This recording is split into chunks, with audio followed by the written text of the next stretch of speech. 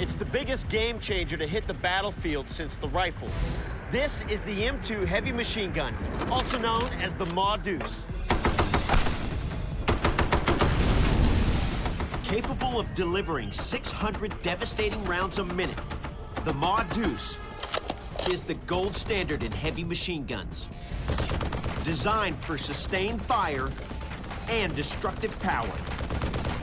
I'm on a mission tracing this monster of war's evolutionary trail. From primitive forerunners to international rivals daring to take the M2 on. It's the M2 heavy machine gun. And this is a weapon that changed the world. Firepower. Nothing shaped military capability more. I'm Wil Willis, former Army Ranger and Air Force pararescueman. I've trained with modern weapons until firing them is second nature. Now I'm teaming up with leading experts to examine the greatest military firearms of all time and discover how these weapons change the world.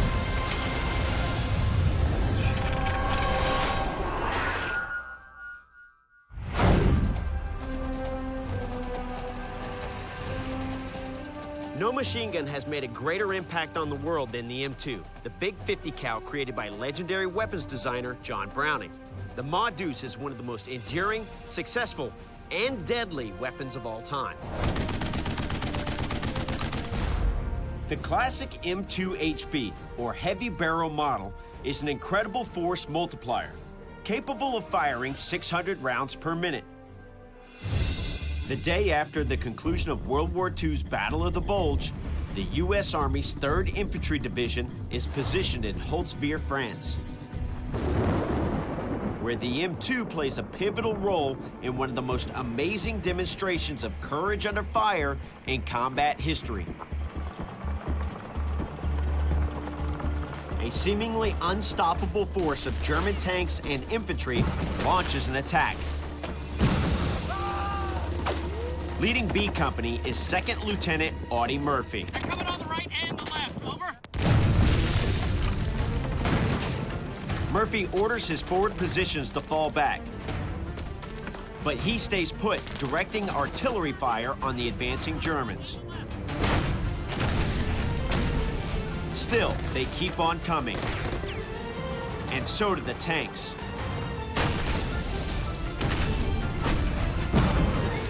Murphy's last hope to hold off the enemy, a Deuce mounted on a burning U.S. tank destroyer. Scrambling his way onto the vehicle, he fearlessly swings the 50 caliber machine gun into action, knowing the tank destroyer could explode at any second.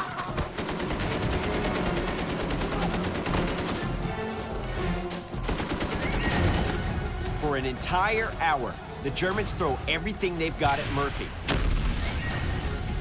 Amazingly, he holds them off. Despite a wound to the leg, Murphy uses the Deuce to mow down attacking Germans. By the time he runs out of ammo, Murphy's killed or wounded at least 50 enemy soldiers and put the attackers on the run. For his courage and skill with the M2, Audie Murphy earns the Medal of Honor and a lasting reputation for military heroism. This is it, the M2 heavy machine gun, just like the one Audie Murphy used that day.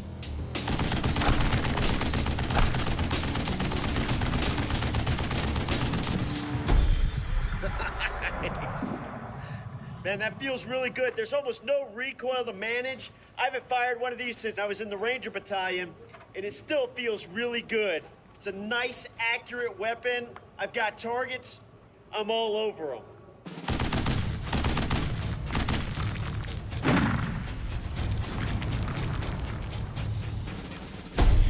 To get the inside info on the Deuce, I've called in former paratrooper and West Point grad Dave Stouffer, who runs the Crew-Served Weapons program for General Dynamics.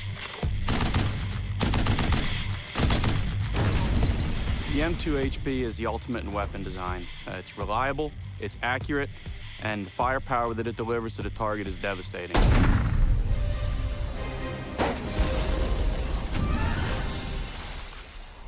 Dave, good to see you. Hey, Will. Hey, this M2 is a brilliant weapon. It's been in use by the United States military for over 80 years. What can you tell me about this weapon and why it was designed? The original M2HB on this table was designed by John Browning in 1918. With the introduction of armor and heavy vehicles onto the battlefield, General John Blackjack Pershing came to Browning and said, I need a weapon that has more firepower than the 30-06 machine guns that we have now. They took that 30-06 round and they scaled it up to a 50 caliber version. Once they created the round, he said, Browning, I need you to design a weapon around this bullet. So the ammo came first, and then the gun. The weapon was built around that round. And in 1933 was type classified as the M2HB, and it has remained unchanged to this day.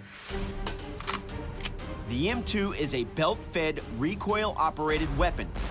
In just 1 second, this ingeniously simple mechanism can feed, fire, and eject up to 10 powerful 50 caliber rounds.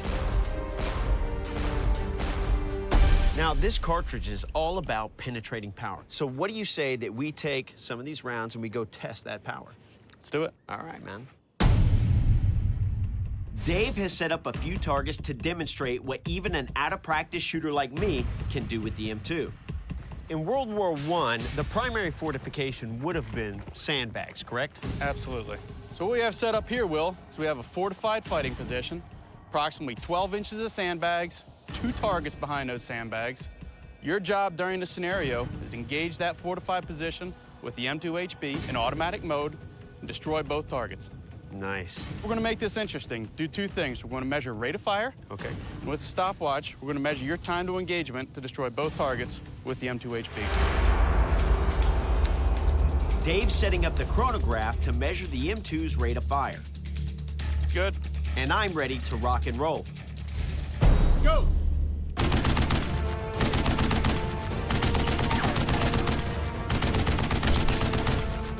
That was great. You can see we totally destroyed that target, annihilated it, and that's just a lot of fun, man. Just over 6 seconds.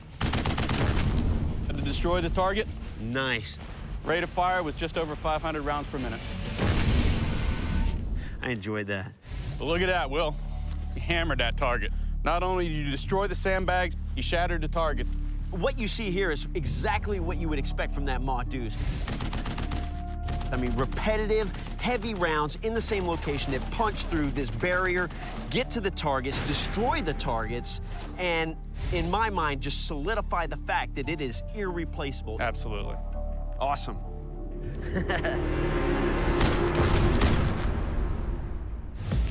Despite successfully serving for more than 80 years, in 2011, the U.S. Army announced it was upgrading all M2s to a new model, the M2A1.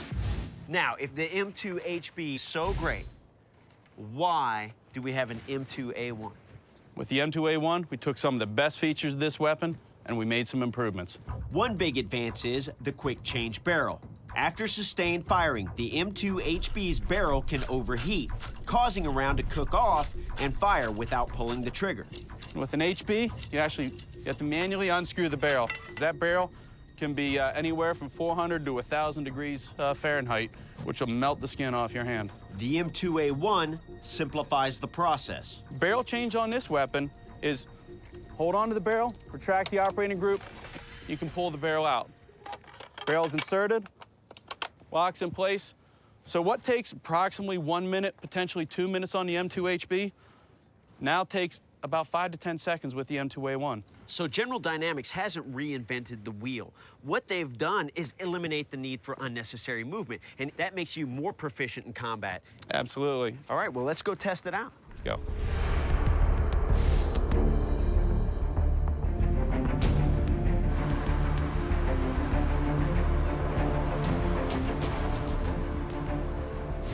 In modern conflicts, enemy positions are often fortified behind concrete and stone-type structures. For this next test, we've set up a concrete wall with a secondary torso target behind it. We're gonna see what kind of penetrating power this small Deuce really has.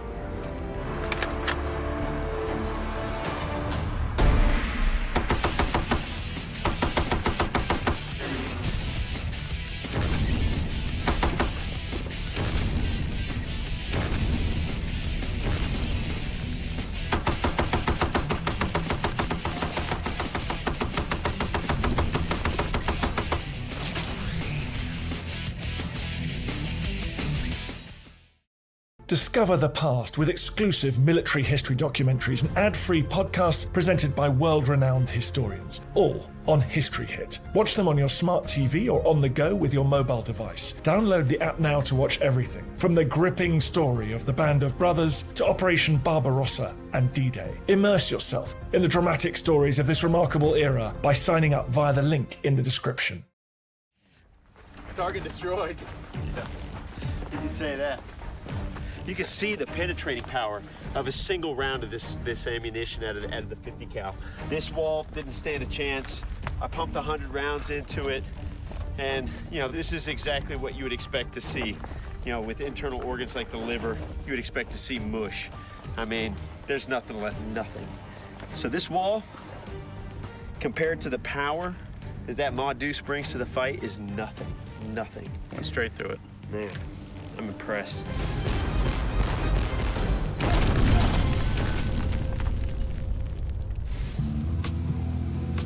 Well, our tests clearly proved the power of the Browning M2, a weapon that's so powerful that when I was in the Ranger Battalion, it was generally frowned upon to use it on dismounted personnel.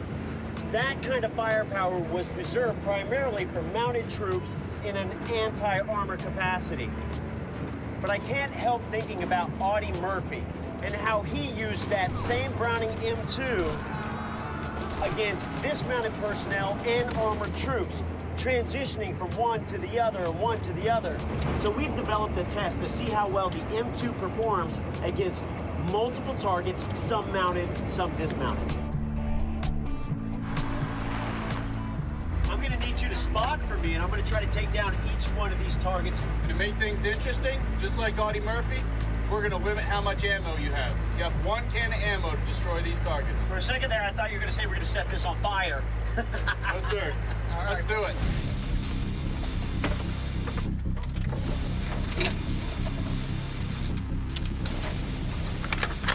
Weapons hot. Personnel, 2 o'clock. Hit! Hit! Hit! Armored vehicle, 1 o'clock. Destroyed! Personnel, 12 o'clock. Hit! Hit! Hit! Hit! Armored vehicle, 11 o'clock. Got it. Final target.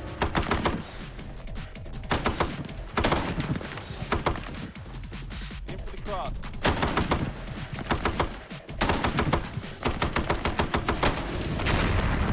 Target destroyed. Nice. Well done. Not too bad, right? Just like Audie Murphy. I don't know about just like Audie Murphy. He was on a vehicle that was on fire. Obviously, he's taking incoming rounds at the same time as he's trying to engage these targets. So let's go down range and check out what's happened. Let's go. Well, what we see here is shifting left to right to these personnel targets. You're hitting them with every burst as you move through it. And then the tank targets, I had a little bit of trouble with this other tank target. This one here, within a couple of bursts. Destroyed! It exploded. This other target, I mean, must have been a little bit more armored. You know, it took me a few more rounds to hit it.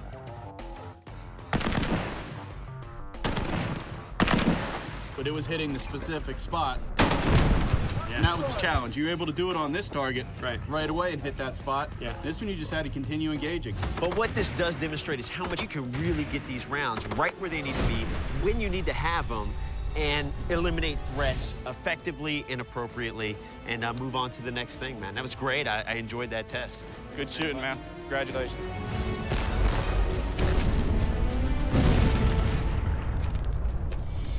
Because of the M2's effective range, rate of fire, and sheer power, many consider it to be the premier heavy machine gun. But heavy is the operative word.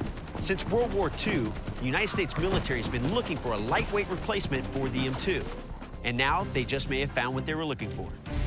The M2A1 tips the scales at a hefty 84 pounds, but the XM806, a new 50 caliber machine gun, weighs far less at only 45 pounds. Former Marine Corps infantry officer Dave Moran is the General Dynamics project engineer for the weapon.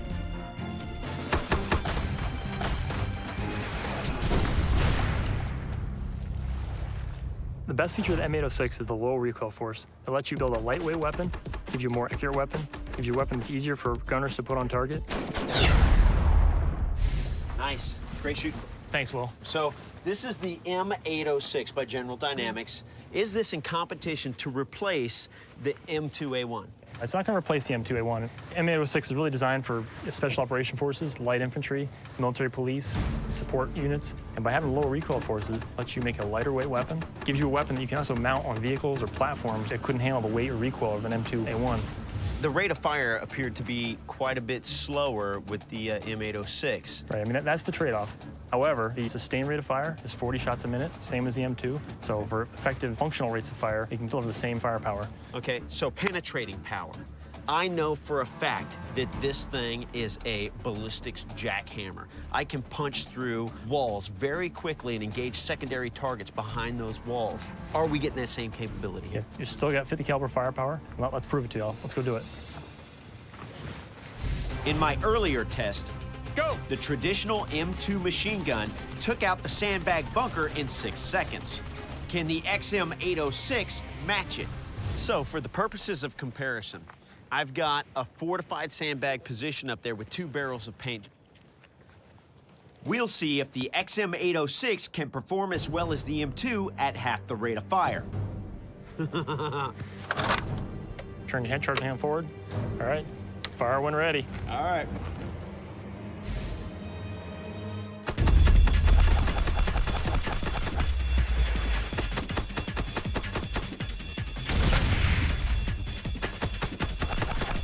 How we looking? You hit the target already. Then I'm gonna have some fun.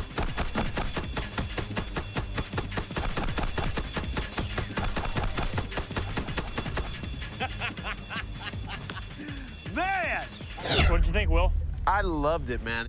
The nice thing about that slower rate of fire is I could see exactly where the rounds were hitting the sandbags, and I was able to adjust even in between those rounds without wasting a whole lot of ammunition to get to where I wanted to be. So let's go take a closer look at the target.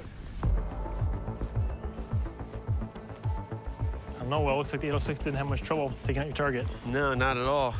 You know, that's a pretty good little fortified position, but this thing blasted through in, what was the time? 5 seconds. 5 seconds, and, you know, what do you have? You have just mush. That's what they say, 50 cal redefines the meaning of cover. Yeah, it does, man. To fully understand the design elements that make the M2 in all its variations so great, we need to travel back to 1884 and check out the world's first fully automatic machine gun, the Maxim.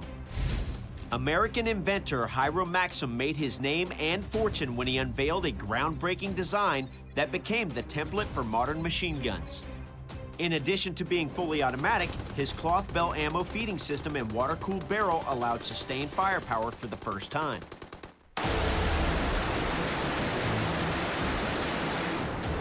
At the National Firearms Museum in Fairfax, Virginia, senior curator Phil Schreier has brought out his own personal Maxim MG.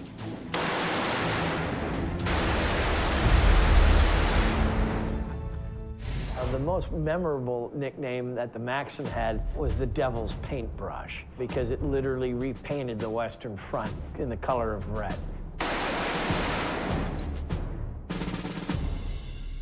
This is called the 0815. The Maxim was the standard heavy machine gun used by the German army throughout the First World War. How effective were the Germans with this thing? The 1st of July, 1916, along the River Somme in France, the British Army assaulted entrenched, well-defended German positions along the Somme River, and by noon lost 60,000 men. And that changed modern warfare that morning. It's a fearsome reputation I need to check out for myself. This is Gertrude. This is our 0815 Maxim. She fires 8mm Mauser ammo. She's pretty simple to operate. You put this right in your shoulder. You have the sights offset to the left here, little notch. You see the post up there. Keep this hand up here, but away from your bolt handle. You can rest your cheek right there and just pull the trigger. You ready? Ready.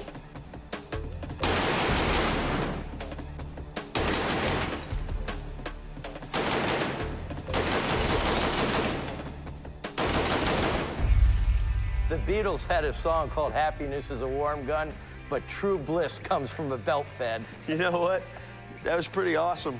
I mean, I dig that slower rate of fire. I always find that the slower rates of fire are easier to control, short bursts, easier to control. She was a lot more accurate than I thought she was going to be, especially with those offset sights. And I mean, it felt good being back there. It was awesome. The sustained automatic firepower of the Maxim changes battle tactics that stood for hundreds of years. Advancing in tight formation and mass infantry charges gives way to trench warfare. When the United States entered World War I in 1917, they needed heavy machine guns, so they called on inventor and genius John Browning. Browning steps in with a water-cooled belt-fed machine gun of his own. Designated the M1917, it becomes the primary machine gun of the U.S. Army. Though late to the battle, the M1917 proves its worth in World War I.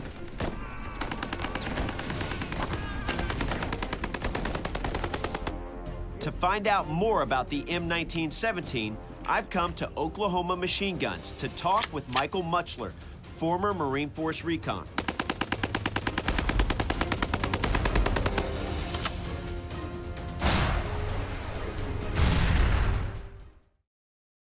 It's very unique. It's easy to control. I also like the old cloth thread. You can just slip it right in and go to town.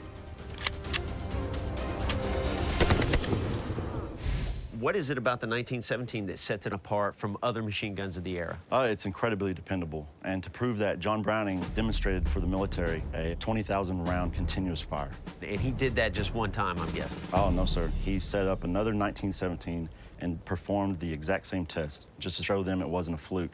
That's incredibly reliable, even for a modern weapon. Does the fact that this is water-cooled help with the reliability? Yes, it does. It makes it extremely efficient.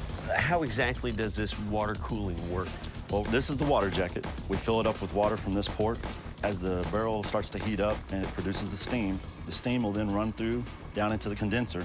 Once the condenser cools the steam and turns it back into water, water boy will then take it, put it back into the port. If they run out of water, sometimes they pee in it. Well, you know, that works. Well, let's test it out. What do you say? Let's do it. All right. So I'm pretty excited to fire this. I've never actually fired a 1917. We'll make it even more interesting. I've got some milk jugs for you to shoot. It's gonna make a mess. Stand back. Ready? Yep. Fire.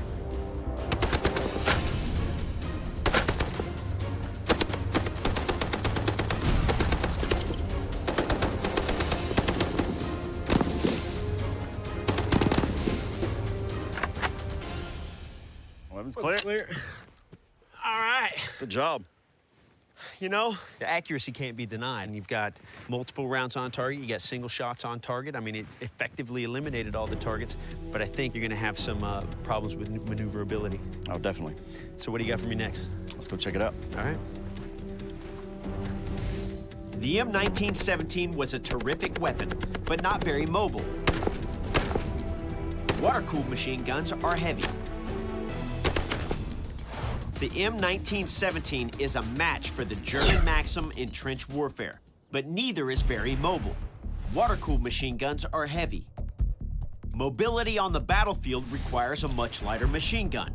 That gun is the M1919. Browning reduced the weight of the M1917 by changing it from water-cooled to air-cooled. But there are trade-offs. The barrel on an air-cooled machine gun can overheat, causing a round to cook off, so it must be swapped out.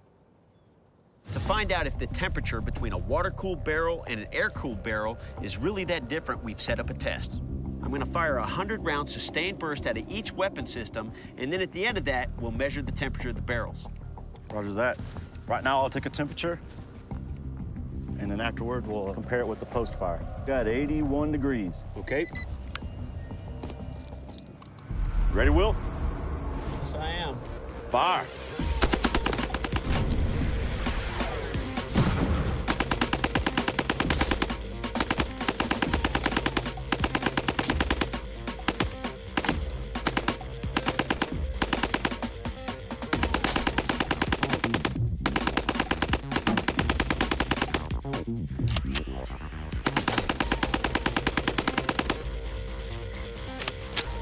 All right, let's get the post temp. Got 160.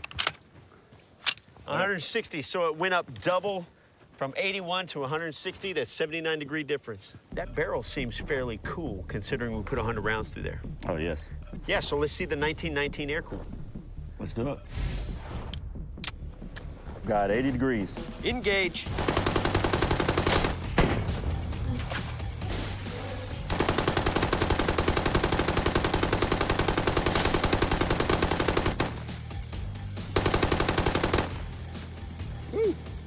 Awesome. Whew, that brass is hot, which means that barrel's probably gonna be hot too. We've got a temp of 347. So that 347 compared to the 160 of the water-cooled, 1917 is a huge difference. It's a significant difference, but there are clear advantages to each. Correct. The M1917, of course, with the water-cooled, you're going to be able to sustain fire a lot longer. But with the 1919, you can move around, get to another position quickly. And as, warfare evolved, it wasn't like dug-in, trench-style warfare. Come World War II, we actually moving forward, assaulting, and we were bringing our machine guns with us, and it made us a more versatile and capable force. Correct. After the war, Browning upscaled the M1917 from the 30-06 to the 50 caliber, creating the heavy machine gun that eventually became known as the Deuce. But other countries around the world were also raising their game, looking for ways to create a bigger and better machine gun. Japan develops a machine gun known as the Type 92, which fires a 7.7 millimeter round. The German MG42 fires a 7.92 millimeter round, both considerably smaller than the M2's 50 cal. However, the Soviet DShK fires a 12.7 millimeter round, putting it in the same league as the M2. Soviet soldiers call it the DShK, which means sweetie. During World War II, the Germans didn't find it to be so sweet. The DShK performs with deadly efficiency and becomes the standard heavy machine gun for the Soviets. Today, this Cold War beast can still be found in the hands of insurgent forces in Afghanistan. To find out more, I called Ryan Smith, former machine gunner for both the Marine Corps and U.S. Navy, and an expert on international machine guns. The DShK was a giant leap forward for the Soviets. Personally, what I like about the DShK is that the mount is also very revolutionary in that it really does absorb a lot of your recoil to allow for a high rate of fire while still maintaining a high rate of accuracy.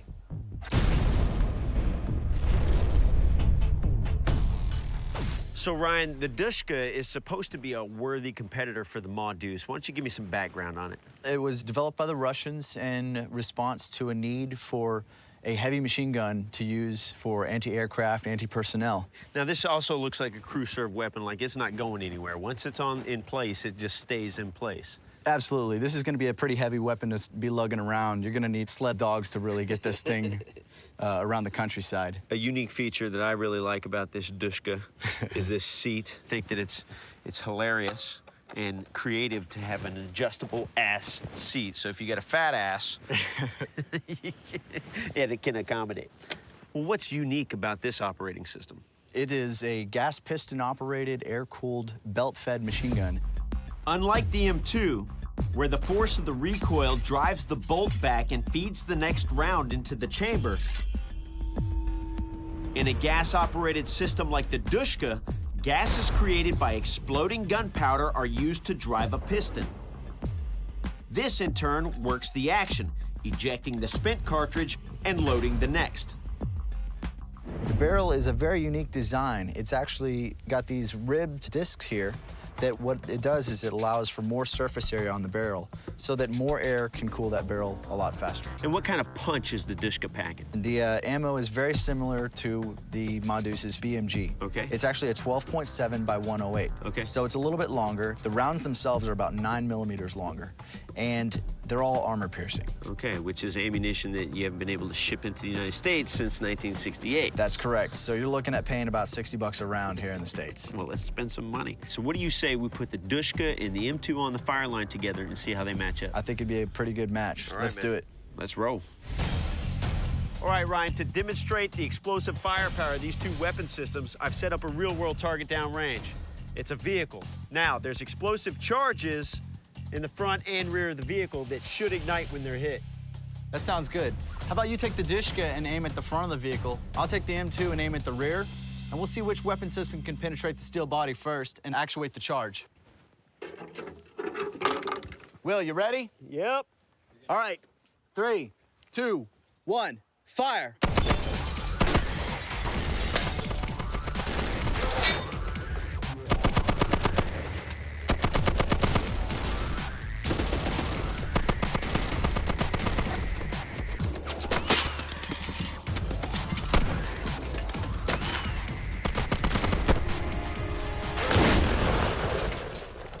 Ryan's M2 hits his target first. There it is. Nice shooting, brother. So I was a little high the whole time. A lot of it has to do with the way that these sights are offset. So far above the barrel. Yeah, You know you're what I looking at a 4-inch sight radius right there. And it's 60 bucks a round. I mean, I can't exactly be out here all day freaking just wasting ammo. You did a Absolutely. great job, and obviously target destroyed. Good on you. Thanks. All right, let's go check it out. Let's go.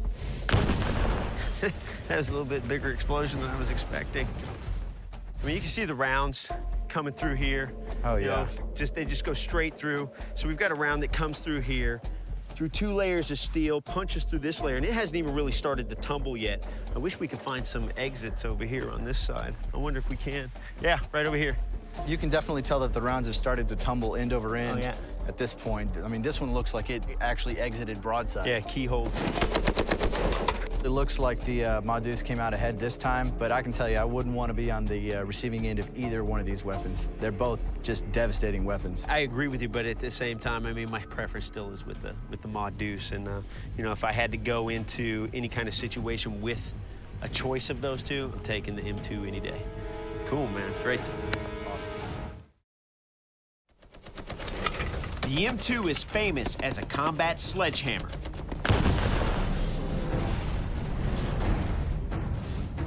But the true test of any weapon is versatility. The Deuce has made a name for itself as the greatest heavy machine gun ever to hit the battlefield. What many people don't know is, it's also a very versatile weapon.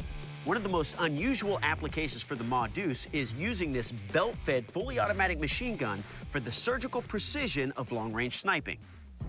In 1967, the Marine Corps tries a bold and dangerous experiment. Send a sniper into the heart of enemy-controlled territory to test a new weapon system. Gunnery Sergeant Carlos Hathcock infiltrates an area where the Viet Cong presence is so strong, the U.S. can't send in patrols. His weapon of choice for this mission is the M2HB, modified with a telescopic sight. Choosing a position overlooking a jungle trail, for 3 days, Hathcock evades the enemy while observing Viet Cong activity. Finally, he spots a possible target, almost 1.5 miles away. A heavily armed Viet Cong steps carefully and warily out of the jungle. At that distance, Hathcock has to consider such variables as distance, wind speed, and bullet drop. But also humidity, temperature, even barometric pressure.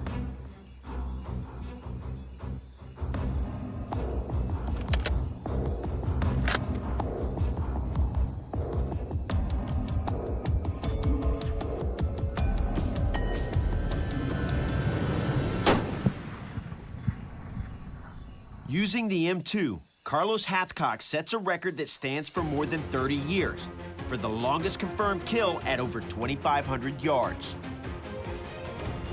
Former Marine sniper Grant Reynolds received marksmanship advice from Hathcock while a weapons and tactics instructor at Quantico Training Base.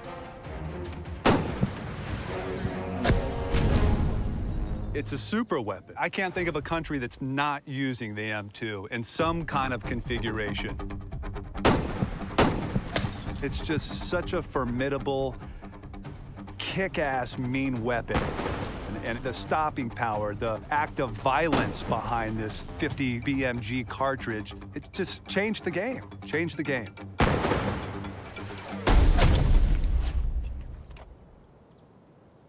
Well done. That was fantastic. Nice. So this is it.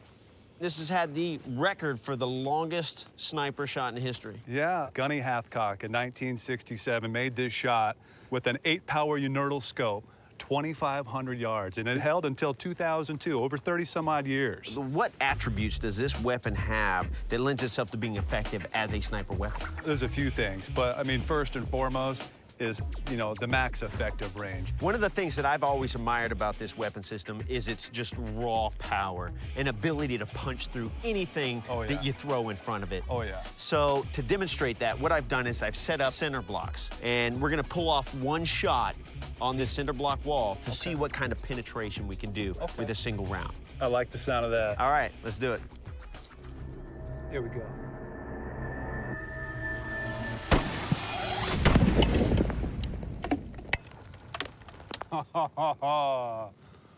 That felt pretty good. It looks like you punched through 3 or 4 of them.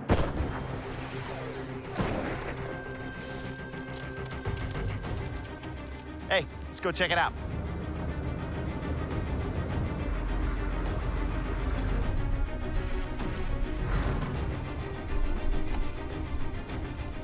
Wow. We've got, with a single round, the penetration of 1, 2, 3, 4 cinder blocks. You know, how many walls are 4 cinder blocks, you know, deep? Not many. And again, we're talking about a single round fired out of a machine gun that is capable of firing 500 to 600 rounds a minute. So imagine just a jackhammer coming through here and taking 4 blocks at a time. What a lot of people also don't understand is that once that round hits this rigid object, the trajectory of that round starts to get thrown off. That round's gonna start to tumble and just spun out of the top of this cinder block. That's what it looks like it did, kind of like right here, right at the end, just kind of spun out somewhere. Yeah. So yeah, there we go. Pretty mean, though. It's nasty. Pretty mean. So to test the semi-automatic precision capability of these weapon systems, what I've done is I've set up 6 targets downrange. They're bowling balls. 3 for you, 3 for me. Each target is 250 yards away and represents the head and shoulder area that, if hit, would instantly neutralize an enemy. Now, at 250 yards, we'll see how effective the M2 is as a sniper weapon. 3, 2, 1, fire. Man.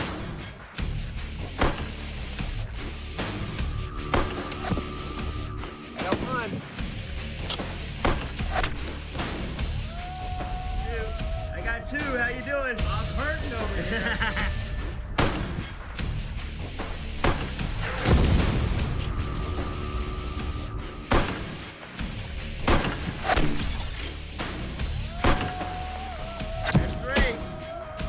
Ceasefire. Let's go check them out.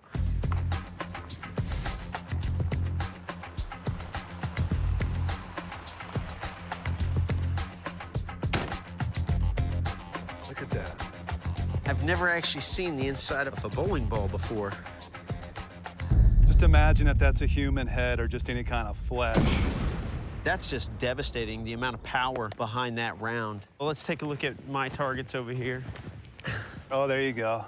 Yeah. Nice. So the interesting thing here is where that round just nicked this target, but because of the velocity and the sheer power behind this thing, you've got cracks running the entire length of the bowling ball. It's ripped this whole section off. I mean, that's just really incredible. You see the same thing over here. So one of the things that, you learn from a test like this is that even though this is a crew-served, belt-fed machine gun, it is incredibly accurate. Yeah. And in the hands of the right person, such as Gunny Hathcock, set up right with just a nice, good, solid skill set, a good sight picture, you can do that at 2,500 yards. Which is about 10 times what we're shooting from Can you today. imagine that? I can't imagine that. Yeah, he was ahead of his time. Yeah, it's good stuff. Absolutely. The Browning 50 caliber heavy machine gun, the Deuce, is one of the most successful, enduring, and deadly weapons of all time. We've test-fired its earlier ancestors, from the Maxim, the weapon that changed battlefield tactics, to the Browning machine guns that were the basis for the Deuce, the M1917 and the M1919. And its toughest competitors, like the DShK, the Soviet machine gun that is still in use. I fired a lot of different heavy machine guns and a lot of different tests and demonstrations. All that experience is just leading me up to one last shooter challenge. Grant Reynolds is gonna put me through the ringer. What do you got for me? It's time to put all that experience to work now. I've got a good challenge for you. Here's the scenario. We've got a vehicle loaded with explosives, much like a roadside IED. Your mission is to stop that vehicle before it does any damage, okay? You're gonna have 2 minutes to do so, so you're gonna have to use every little trick in your arsenal to get this done. We're gonna start off on the M806 over there.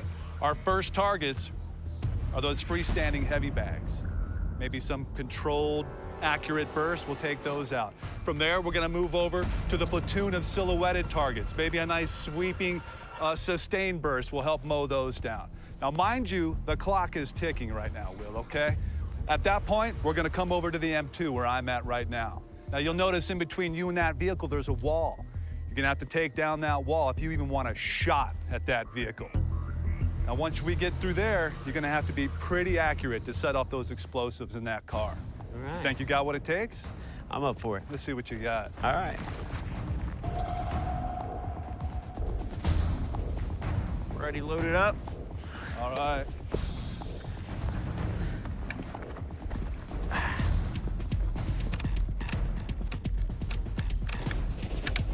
Getting all dialed in. All right, man. You ready? Yes, sir. All right, here we go. 3, 2, 1, begin.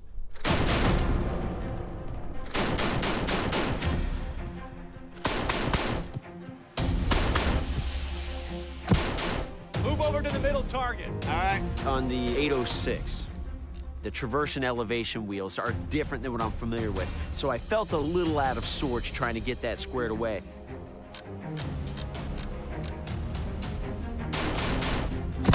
Nice! Move to the right target.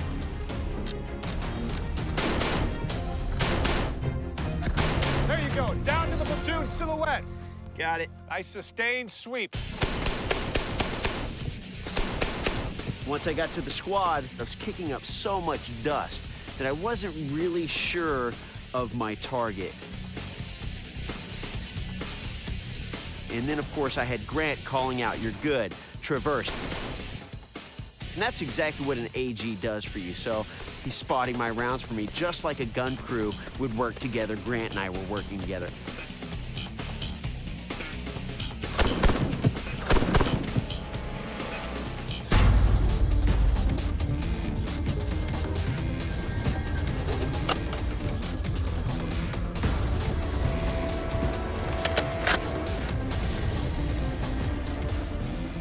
Now it's time to see the penetrating power of the M2 punch through that wall and destroy the IED. There you go. Get some. 30 seconds left, Will.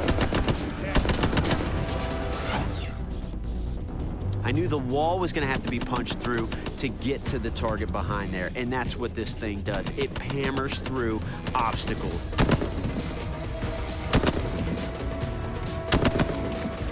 I just started chipping away and created a hole that my rounds could move cleanly through. 10 seconds. Ah, you got it. That's my day right there. Got it with only 6 seconds left. There it is, there it is. Nice. Nicely done. That felt good, huh? Thanks. I know Yeah, that it was felt awesome. good. You got a nice little return from those bags.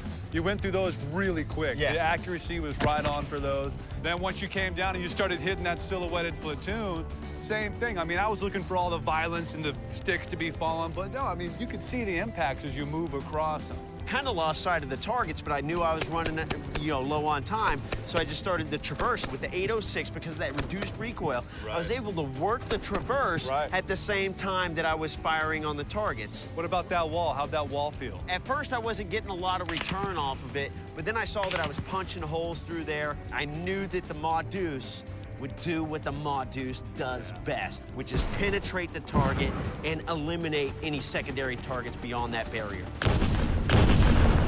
When that car went up, that must have felt good. You just let loose on that thing. Anytime a target explodes, it's the greatest thing ever. Nicely done. Thank well you. done, man. Appreciate it.